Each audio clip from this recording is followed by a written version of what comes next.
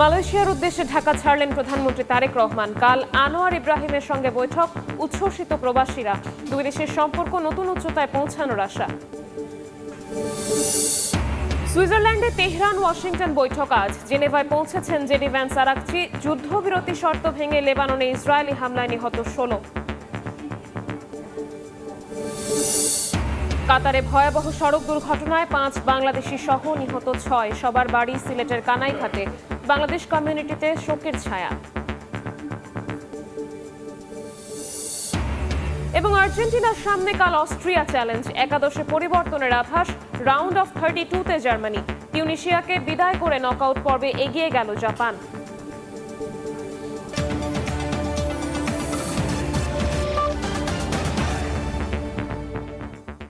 আন্তর্জাতিক সময়ের সঙ্গে আছি আমি শবনব নিবিড়। মালয়েশিয়া ও চীন সফরের উদ্দেশ্যে ঢাকা ত্যাগ করেছেন প্রধানমন্ত্রী তারেক রহমান। দুপুর 2:50 হজরত শাহজালাল আন্তর্জাতিক বিমানবন্দর থেকে বাংলাদেশ বিমানের ফ্লাইটে মালয়েশিয়ার উদ্দেশ্যে রওনা হন তিনি। এর আগে গুলশানের বাসভবন থেকে বিমানবন্দরে পৌঁছে সফরের আনুষ্ঠানিকতা সম্পন্ন করেন প্রধানমন্ত্রী। বিমানবন্দরে প্রধানমন্ত্রীকে বিদায় জানান স্থানীয় সরকার মন্ত্রী ও দলের মহাসচিব মির্জা ফখরুল ইসলাম আলমগীর সহ ঊর্ধ্বতন কর্মকর্তারা। মালয়েশিয়া থেকেই মঙ্গলবার চীন সফরে যাবেন প্রধানমন্ত্রী। এই সফরে দ্বিপক্ষীয় সম্পর্ক, বাণিজ্য ও বিনিয়োগ, শ্রমবাজার, অবকাঠামো উন্নয়নের মতো বিষয় গুরুত্ব পাবে।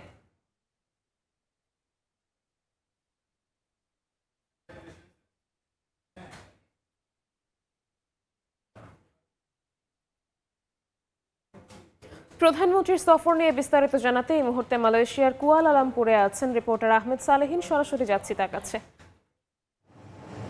সালেহিন, প্রধানমন্ত্রী তারেক রহমান তিনি কিন্তু বাংলাদেশ থেকে ইতিমধ্যে তার প্রথম বিদেশ সফর মালয়েশিয়ার উদ্দেশ্যে রওনা করেছেন সস্ত্রীক, অর্থাৎ তার সহধর্মিনী ডাক্তার জুবাইদুর রহমানকে সঙ্গে নিয়ে তিনি কিন্তু আজকে 2:45 যে ফ্লাইটে বাংলাদেশ বিমানের একটি ফ্লাইটে হজরত শাহজালাল আন্তর্জাতিক বিমানবন্দর ত্যাগ করেন এবং তিনি আজ রাত 8:30 নাগাদ এই যে মালয়েশিয়ার যে টাইম বাংলাদেশের সময়, সেই সময় কিন্তু মালয়েশিয়াতে এসে পৌঁছবেন এবং বিমানবন্দর থেকে তাকে লাল গালিচা সংবর্ধনা জানানো হবে। লাল গালিচা সংবর্ধনা দেওয়ার পর রাষ্ট্রীয়ভাবে এখানকার যে মালয়েশিয়া সরকারের পক্ষ থেকে সেই সংবর্ধনার পর তিনি তার যেখানে উঠবেন, অর্থাৎ সাংরাই হোটেল কুয়ালালামপুরে, সেখানে তিনি উঠবেন এবং সেখানে আজকে রাতে একটি সংবর্ধনা অনুষ্ঠান আয়োজন করা হয়েছে, অর্থাৎ সুধী সমাবেশের আয়োজন করা আছে, যেখানে আসলে প্রবাসী বাংলাদেশে সেই আয়োজনটা করেছেন। সেখানে প্রধানমন্ত্রী কিছু সময়ের জন্য হয়তো যুক্ত হবেন। তিনি সেই হোটেলেই কিন্তু থাকছেন। তিনি 2 দিনের সফরে আসছেন এই মালয়েশিয়া এবং এবারই প্রথম তিনি সরকার 12ই ফেব্রুয়ারি যে নির্বাচনে যিনি বিজয়ী হয়ে সরকার গঠন করেছে বিএনপি সরকার এবং তারেক রহমান প্রধানমন্ত্রী হয়েছেন, তারপরে এটি তার প্রথম বিদেশ সফর এবং সেই সফরে বেশ কিছু দ্বিপাক্ষিক সম্পর্ক উন্নয়নের ক্ষেত্রে দুই দেশের সরকারের সঙ্গে বৈঠক হবে, অর্থাৎ এখানকার যে আনোয়ার ইব্রাহিম আছেন যিনি সরকার প্রধান মালয়েশিয়ার, তার সঙ্গে বৈঠক হবে প্রধানমন্ত্রী তারেক রহমানের সঙ্গে এবং সেখানে দুটি সমঝোতা স্মারক স্বাক্ষরিত হওয়ার কথা রয়েছে, সমঝোতা চুক্তি হওয়ার কথা রয়েছে। সেই বিষয়গুলি কিন্তু আজকে রয়েছে। শুধু আজকে কিন্তু মূলত সরকারি কোনো অনুষ্ঠান শুধুমাত্র অভ্যর্থনা ছাড়া কিন্তু বাকি অন্য কিছু নেই। আগামীকাল পুত্রজায়ায় মালয়েশিয়ার, সেখানে আজকে আগামীকাল সেখানে তার একটি কনফারেন্সে যোগ দেওয়ার কথা রয়েছে এবং তার পরপর সেখানে দ্বিপাক্ষিক আলোচনা হবে দুই রাষ্ট্র সরকার প্রধানের সঙ্গে। একই সঙ্গে সেখানে সমঝোতা স্মারক সই হওয়ার কথা রয়েছে। এইসব বিষয় কিন্তু থাকছে। বিশেষ করে এবার এই সফরে বিনিয়োগ সহ বাণিজ্য যে চুক্তি বিষয়গুলি রয়েছে, বাণিজ্য বাড়াতে সেই বিষয়গুলি কিন্তু গুরুত্ব দিচ্ছে বর্তমান সরকার। বিশেষ করে আপনারা জানেন যে প্রধানমন্ত্রী তারেক রহমান কিন্তু বেশ কয়েকবারই কিন্তু বলেছেন প্রধানমন্ত্রী হওয়ার পরে দেশে আসলে বিদেশি বিনিয়োগ বাড়াতে হবে, যেখানে আসলে বৈদেশিক মুদ্রার আয় হবে।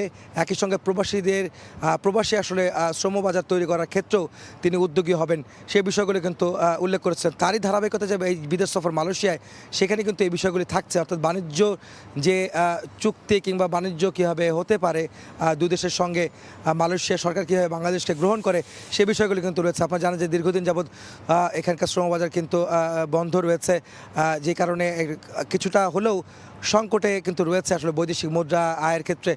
সেই বিষয়টি যেমন রয়েছে, একই সঙ্গে যারা আসলে বৈধ উপায়ে এই মালয়েশিয়া এসেছিলেন তাদের কাগজপত্র কোনো কারণে ভিসা জটিলতার কারণে হোক বা এখানকার যে মালিকপক্ষ যারা রয়েছেন, যারা যেসব মালিকরা আসলে তাদেরকে নিয়ে এসেছেন এবং সিন্ডিকেট এজেন্সি যারা রয়েছেন, রিক্রুটিং এজেন্সি, তাদের আসলে কারণে মূলত এখানে কিছু অবৈধ বাংলাদেশি অর্থাৎ বাংলাদেশের প্রবাসীরা অবৈধ হয়ে গেছেন। তাদের বিষয়ে একটা ভালো একটা কোনো সুরাহা হবে সেই আশায় কিন্তু এখানকার প্রবাসীরা রয়েছেন। যারা এই প্রত্যাশা করছেন প্রধানমন্ত্রী তারেক রহমান এই সফরে সেই বিষয়গুলি সমাধান হবে, সেটি কিন্তু প্রত্যাশা তারা করতেই পারেন। এবং সেই আমরা দুদিন যাবত এই মালয়েশিয়ার আছি, প্রবাসীদের সাথে কথা হচ্ছে, তারা কিন্তু বারবার ওই উদ্বেগের কথা কিন্তু বারবার জানাচ্ছিলেন। তবে তারা আশাও করছেন এই সরকার হয়তো এই তারেক রহমানের সরকার তারা এই অবস্থা এই ব্যবস্থাগুলো নেবেন। তো এই ছিল আমার কাছে মালয়েশিয়া থেকে, মালয়েশিয়া যেখানে তারেক রহমান প্রধানমন্ত্রী, বাংলাদেশের প্রধানমন্ত্রী, তিনি আসছেন 2 দিনের সফরে এবং আজ রাতে তিনি এখানে এসে পৌঁছাবেন। এই ছিল আমার কাছে মালয়েশিয়া থেকে সবশেষ। প্রধানমন্ত্রী তারেক রহমানের মালয়েশিয়া ও চীন সফরের সর্বশেষ খবর জানাতে আমাদের সাথে মালয়েশিয়া থেকে সরাসরি যুক্ত হয়েছিলেন সহকর্মী আহমেদ সালেহীন। সুইজারল্যান্ডের জেনেভায় ইরান যুক্তরাষ্ট্রের পরবর্তী ধাপের আলোচনা আজ। এরই মধ্যে আলোচনায় অংশ নিতে দেশটিতে পৌঁছেছেন মার্কিন ভাইস প্রেসিডেন্ট জেডি ভ্যান্স এবং ইরানের উচ্চ পর্যায়ের প্রতিনিধি দল। লেবানন পরিস্থিতি নিয়ে জরুরি বৈঠক ছাড়াও হরমুজ প্রণালী ও পারমাণবিক ইস্যু গুরুত্ব পাবে আলোচনায়। মধ্যস্থতাকারী দেশ হিসেবে কাতার ও পাকিস্তানের শীর্ষ প্রতিনিধিরাও এতে অংশ নিচ্ছেন। এদিকে যুদ্ধবিরতি চুক্তির পরও লেবাননে চলছে দখলদার বাহিনীর আগ্রাসন। সুইজারল্যান্ডের বুর্গেনস্টক অবকাশ যাপন কেন্দ্রে মুখোমুখি যুক্তরাষ্ট্র ও ইরানের প্রতিনিধিরা। যুক্তরাষ্ট্রের পক্ষে আলোচনায় নেতৃত্ব দিচ্ছেন মার্কিন ভাইস প্রেসিডেন্ট জেডি ভ্যান্স। এছাড়া অংশ নিচ্ছেন ট্রাম্পের বিশেষ দূত স্টিভ উইটকফ ও জামাতা জ্যারেড কুশনার। অন্যদিকে ইরানি প্রতিনিধি দলে আছেন পার্লামেন্ট স্পিকার মোহাম্মদ বাগের গালিবাফ ও পররাষ্ট্রমন্ত্রী আব্বাস আরাকচি সহ দেশটির শীর্ষ কর্মকর্তারা। ঐতিহাসিক এই দ্বিপাক্ষিক আলোচনায় অংশ নিচ্ছেন পাকিস্তানের প্রধানমন্ত্রী শাহবাজ শরীফ ও সেনাপ্রধান আসিম মুনির। আলোচনার এজেন্ডার শুরুতেই যুক্ত করা হয়েছে লেবানন ইস্যুতে একটি জরুরি অধিবেশন। দুই পক্ষই জানিয়েছে লেবাননে যুদ্ধবিরতি প্রতিষ্ঠাই তাদের অন্যতম প্রধান অগ্রাধিকার। ইসরায়েল লেবাননে হামলা অব্যাহত রাখলে আলোচনা এগোবে না বলে আগেই হুঁশিয়ারি দিয়ে রেখেছে তেহরান। লেবানন ছাড়াও আলোচনার টেবিলে দ্বিমুখী টানাপোড়েন থাকবে হরমুজ প্রণালী ও পারমাণবিক ইস্যু নিয়ে। লেবানন পরিস্থিতির জেরে হরমুজ বন্ধের ইরানি ঘোষণার বিপরীতে সেখানে টোল আরোপের হুঁশিয়ারি দিয়ে রেখেছেন ডোনাল্ড ট্রাম্প। পাশাপাশি সমৃদ্ধ ইউরেনিয়ামের মজুদ নিয়ে আগের অচলাবস্থা নিরসন করে চূড়ান্ত সিদ্ধান্তে পৌঁছানোই এই 60 দিনের আলোচনার বড় চ্যালেঞ্জ। এদিকে যুদ্ধবিরতির পরও লেবাননে একের পর এক বিমান হামলা চালিয়ে যাচ্ছে ইসরায়েল। দেশটির নাবাতিয়ে, সাইদা, বেকা সহ বিভিন্ন অঞ্চলে বিমান হামলায় বেশ কয়েকজন হতাহত হয়েছেন। ফারহাদ চৌধুরী, সময় সংবাদ। আন্তর্জাতিক সময় আরও থাকছে।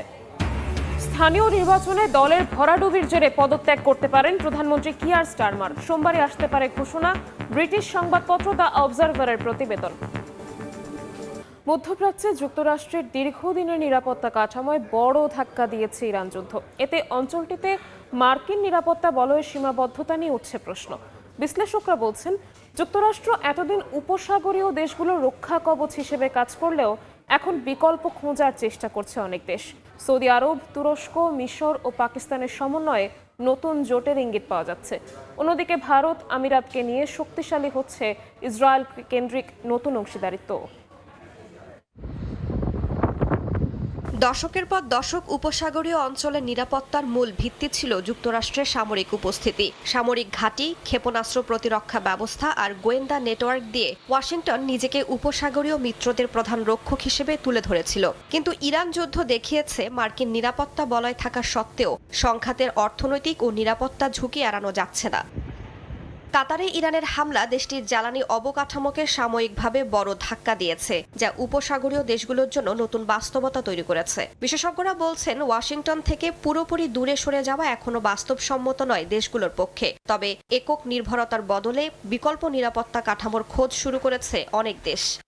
এই পরিবর্তনের অন্যতম উদাহরণ সৌদি আরব, তুরস্ক, মিশর ও পাকিস্তানের মধ্যে বাড়তে থাকা সমন্বয়। রিয়াদের অর্থনৈতিক শক্তি, আঙ্কারার প্রতিরক্ষা সক্ষমতা, কায়রোর সামরিক ও ভৌগোলিক গুরুত্ব এবং ইসলামাবাদের কৌশলগত সক্ষমতা সব মিলিয়ে তৈরি হচ্ছে নতুন সহযোগিতার ভিত্তি। তবে দীর্ঘদিনের অবিশ্বাস ও মতবিরোধের কারণে এটিকে এখনও পূর্ণাঙ্গ জোট বলা যাচ্ছে না।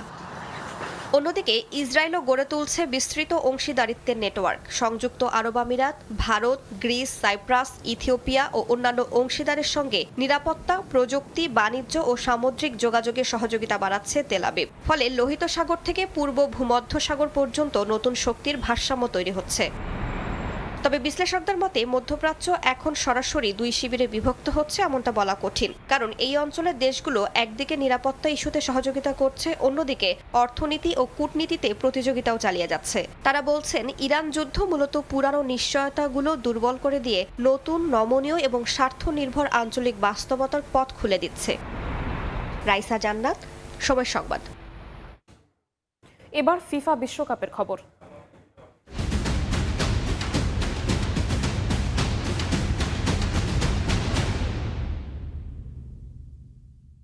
বিশ্বকাপে দুর্দান্ত সূচনার পরও উইনিং কম্বিনেশন ভাঙছে আর্জেন্টিনা। অস্ট্রিয়ার বিপক্ষে অন্তত 4টি পরিবর্তন নিয়ে মাঠে নামবে স্ক্যালোনি বাহিনী। ছোটখাটো চোট হলেও মন্টিয়েলকে নিয়ে কোনো ঝুঁকি নিতে চায় না ম্যানেজমেন্ট। তার জায়গায় খেলবেন নাউয়েল মলিনা। এছাড়াও সেরা একাদশের জায়গা হারাচ্ছেন আলামাদা ও লৌতারো মার্টিনেজ। ডালাস থেকে জানাচ্ছেন এসএম ইকবাল। দুর্দান্তভাবে বিশ্বকাপ মিশন শুরু করেছে আর্জেন্টিনা, তবে আলবি সেলেস্তেদের কপালে এখন চিন্তার ভাঁজ। কাকে তারা রাউন্ড অফ 32 অর্থাৎ নকআউট ফেজে সামলাবে, যার জন্য প্রতিটি ম্যাচই হয়ে উঠেছে গুরুত্বপূর্ণ। প্রবাবলি গ্রুপ পর্বের সবচেয়ে কঠিন ম্যাচটা আর্জেন্টিনা খেলতে চলেছে অস্ট্রিয়ার বিপক্ষে, তাই এই ম্যাচ নিয়ে এরই মধ্যে কাজ শুরু করেছে টিম ম্যানেজমেন্ট।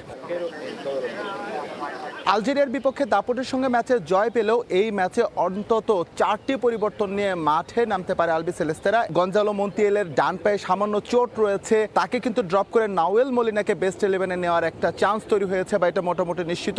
এর আগের ম্যাচে লেফট ব্যাককে শুরু করেছিলেন ফাকুন্দো মেদিনা, তাকেও কিন্তু এই ম্যাচে ড্রপ করা হচ্ছে, কারণ এরই মধ্যে সুস্থ হয়ে উঠেছেন তালিয়াফিকো। সুতরাং তালিয়াফিকো যদি সুস্থ হয়ে যান, পুরোপুরি ম্যাচ টেম্পারমেন্টটা তিনি পেয়ে যান, তাহলে কিন্তু তাকে রেখেই প্ল্যান করবে আলবি সেলেস্তেরা। তবে মিডফিল্ড পজিশনে একটি জায়গায় যে পরিবর্তন আসছে সেটা আগে থেকেই ভাবা হচ্ছিল, সেই জায়গাটা হচ্ছে থিয়াগো আলামাদা, কারণ তার উপর যে ভরসা রেখেছিলেন টিম ম্যানেজমেন্ট, সে আস্থার প্রতিদান তিনি আলজেরিয়া ম্যাচে দিতে পারেননি, তাই তার জায়গায় ঢুকে পড়তে পারেন বা ঢুকে পড়ছেন এটা মোটামুটি নিশ্চিত নিকো গঞ্জালেস। তিনি শুরুর একাদশ থেকেই শুরু করবেন, এবং ফরওয়ার্ড লাইনে লিওনেল মেসির সঙ্গে কে হচ্ছেন এটা নিয়ে প্রথম ম্যাচে ধোঁয়াশা থাকলো। আসলে প্রথম ম্যাচে লাউতারো মার্টিনেজের পারফরমেন্সের পর আসলে সব ধোঁয়াশা কেটে গেছে, অর্থাৎ হুলিয়ান আলভারেজকে বেস্ট 11-এ রেখেই কিন্তু অস্ট্রিয়ার বিপক্ষে একাদশ সাজাবেন লিওনেল স্ক্যালোনি।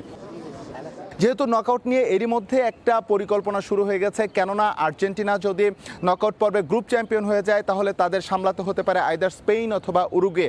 সেখানে আর্জেন্টিনা নিশ্চয়ই চাইবে না রাউন্ড অফ 32-র প্রথম ম্যাচে স্পেনকে সামলাতে। সুতরাং অনেক সমীকরণ রয়েছে, এগুলো নিয়ে টিম ম্যানেজমেন্ট কাজ করছে। আসলে অস্ট্রিয়া ম্যাচের পর মোটামুটি বড়সড় একটা গ্যাপ রয়েছে, সেই গ্যাপের মধ্যেই টোটালি টিম প্ল্যানটা করে ফেলতে চায় আলবি সেলেস্তেরা। তবে লক্ষ্য একটাই, নকআউট ফেজে অপেক্ষাকৃত দুর্বল প্রতিপক্ষকে সামলানো এবং একই সঙ্গে অস্ট্রিয়ার বিপক্ষে ম্যাচে দুর্দান্তভাবে একটা টিম কম্বিনেশন গড়ে তুলে যে জয়ের ধারাবাহিকতা বজায় রেখেছে বা শুরু করেছে, যেভাবে বিশ্বকাপটা শুরু করেছে আর্জেন্টিনা, তার ধারাবাহিকতা বজায় রাখা।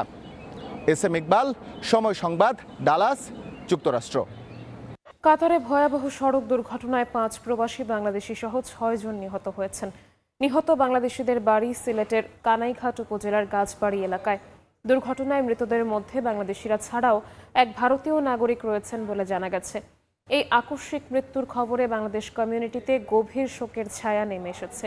দুর্ঘটনার কারণ সম্পর্কে এখনও বিস্তারিত কিছু জানা যায়নি।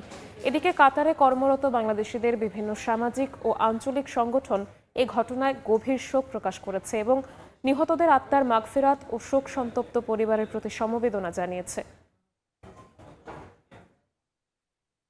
রাশিয়ার গভীরে আঘাত হানছে ইউক্রেন। সীমান্ত থেকে প্রায় 2000 কিলোমিটার দূরে রুশ তেল শোধনাগার লক্ষ্য করে ড্রোন হামলার দাবি করেছে কিয়েভ। এরই মধ্যে প্রেসিডেন্ট ভলোদিমির জেলেনস্কি সতর্ক করেছেন, নতুন বড় ধরনের হামলার প্রস্তুতি নিচ্ছে মস্কো। রাশিয়ার টিউমেন অঞ্চলের একটি তেল শোধনাগার লক্ষ্য করে ড্রোন হামলা চালিয়েছে ইউক্রেন।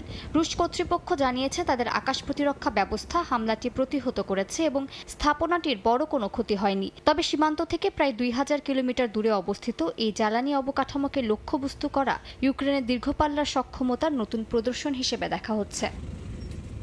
হামলার পর ইউক্রেনীয় নাগরিকদের সতর্ক থাকার আহ্বান জানিয়েছেন প্রেসিডেন্ট জেলেনস্কি। তার দাবি, নতুন করে বড় ধরনের ক্ষেপণাস্ত্র ও ড্রোন হামলার প্রস্তুতি নিচ্ছে রাশিয়া। সাম্প্রতিক সপ্তাহগুলোতে রাশিয়ার বিভিন্ন স্থাপনায় ইউক্রেনের ব্যাপক ড্রোন হামলার পর পাল্টা প্রতিশোধের হুমকি দেয় ক্রেমলিন। এর মধ্যে জাপোরিঝিয়া ও খার্কিভে রুশ হামলায় বেসামরিক নাগরিক হতাহতের খবর পাওয়া গেছে। যুদ্ধক্ষেত্রের বাইরে বেলারুশকেও সরাসরি সতর্ক করেছে জেলেনস্কি। তার অভিযোগ, ইউক্রেন সীমান্তের কাছে থাকা কিছু নজরদারি সরঞ্জাম রুশ ড্রোন হামলায় সহায়তা করছে। প্রেসিডেন্ট আলেকজান্ডার লুকাশেঙ্কোকে এক সপ্তাহের আলটিমেটাম দিয়ে তিনি বলেন, এসব সরঞ্জাম অপসারণ না করা হলে ইউক্রেন নিজেই ব্যবস্থা নেবে। এদিকে পোল্যান্ডের সঙ্গে ঐতিহাসিক বিরোধ ঘিরেও নতুন কূটনৈতিক সংকট দেখা দিয়েছে। দ্বিতীয় বিশ্বযুদ্ধের বিতর্কিত যোদ্ধাদের নামে একটি সামরিক ইউনিটের নামকরণ করায় ইউক্রেনের প্রেসিডেন্ট ভলোদিমির জেলেনস্কির কাছ থেকে পোল্যান্ডের সর্বোচ্চ রাষ্ট্রীয় সম্মাননা order of the white eagle প্রত্যাহার করে নেওয়া হয়েছে। এর জবাবে পদকটি ফেরত পাঠিয়েছেন ইউক্রেনীয় প্রেসিডেন্ট। মালিহা সুহুরওয়ার্দী, সময় সংবাদ। আন্তর্জাতিক সময় আরও থাকছে।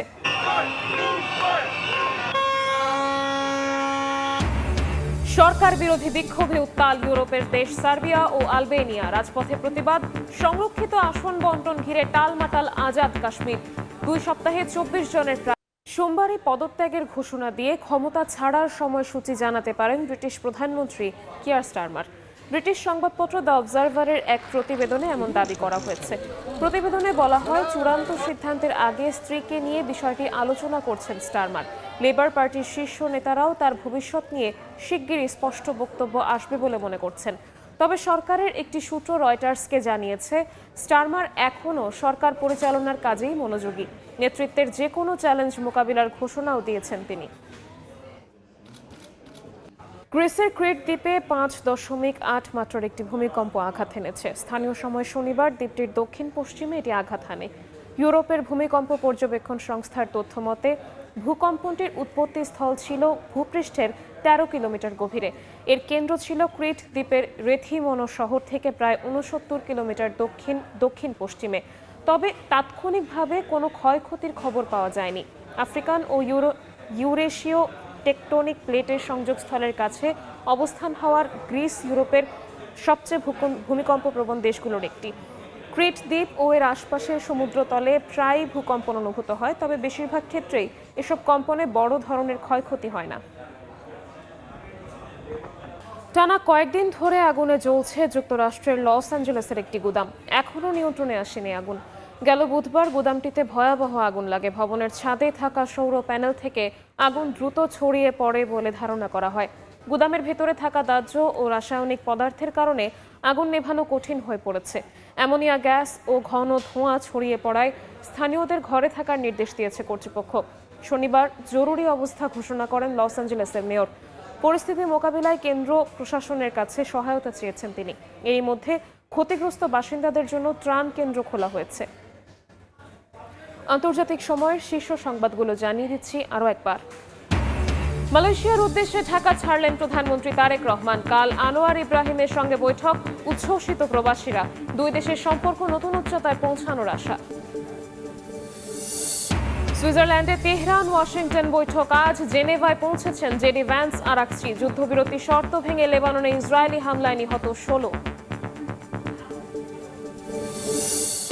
এবং কাতারে ভয়াবহ সড়ক দুর্ঘটনায় 5 বাংলাদেশি সহ নিহত 6। সবার বাড়ি সিলেটের কানাইঘাটে। বাংলাদেশ কমিউনিটিতে শোকের ছায়া।